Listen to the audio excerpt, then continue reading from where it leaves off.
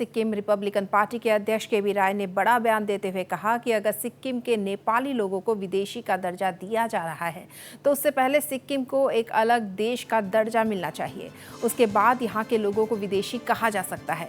वहीं उन्होंने इस मुद्दे पर केंद्र सरकार पर चुप्पी साधने का भी आरोप लगाया है। उन्होंने आरोप लगाया कि सिक्किम के नेपाली समुदाय को निशाना बनाया जा रहा है।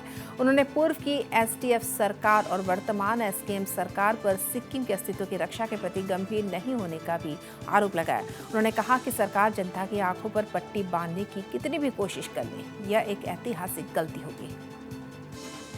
तो मर्जर का जो स्पिरिट था उसको भारत सरकार ने पूरा नहीं किया, आपका यही कहना है? बिल्कुल पूरा नहीं किया, कर रहा है। जो स्पिरिट था, जो मतलब कंडीशन था, उसका तो वॉल्यूशन भारत सरकार कर रहा है। अरे इतने छोटा मतलब जनसंख्या है, क्यों इतना भारत सरकार को समस्या हो रहा है सिक्किमी लोगों के साथ?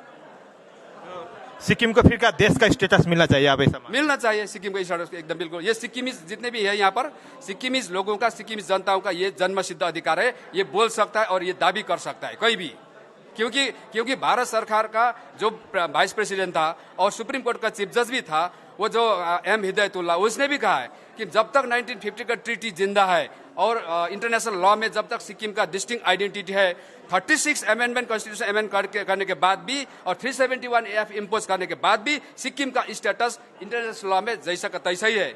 इसीलिए स्वर्गीय एलडी काजी ने भी एक पिटिशन बनाकर, एक मेमोरेंडम बनाकर भारत सरकार को पेश किया था कि सिक्किम को 75 के पहले जो स्टेटस था वो वापस करना चाहिए बोल के। आपके इस स्टेटमेंट को एंटी नेशनल के रूप में लिया गया तो? बिल्कुल नहीं होगा एंटी नेशनल। कैसे होगा इंटरनेशनल? क्योंकि हम तो पहले जो असेसमेंट ऑफ इंस्ट्रूमेंट में जो साइन करके सिक्किम तो वहां पर यूनियन ऑफ इंडिया का कोई अंग नहीं बना था ना, इसीलिए हमारा तो देश था 75 तक। तो हम देश तो हम लोगों ने रेफरेंडम करके दिया है, तो रेफरेंडम करके फिर इसको वापस करने के भाई अधिकार है, तो एंटी नेशनल कहां से होगा? ये एंटी नेशनल अगर होगा तो वो एम हिदायतुल्लाह तो वो वाइस प्रेसिडेंट है, वो चीफ जज, रिटायर्ड चीफ जज भी है, और एलडी काजी भी। वो अगर भंडारी भी अपना जो मूल एजेंडा था उसका पॉलिटिक्स का मतलब पॉलिटिकल पार्टी का, उसका भी वही था कि सिक्किम को अगर भारत सरकार जनता का जो एक्सपेक्टेशन है वो पूरा नहीं करेगी तो सिक्किम को वापस करना होगा बोल के उन्होंने भी वही तो चीफ मिनिस्टर था, तो वो सब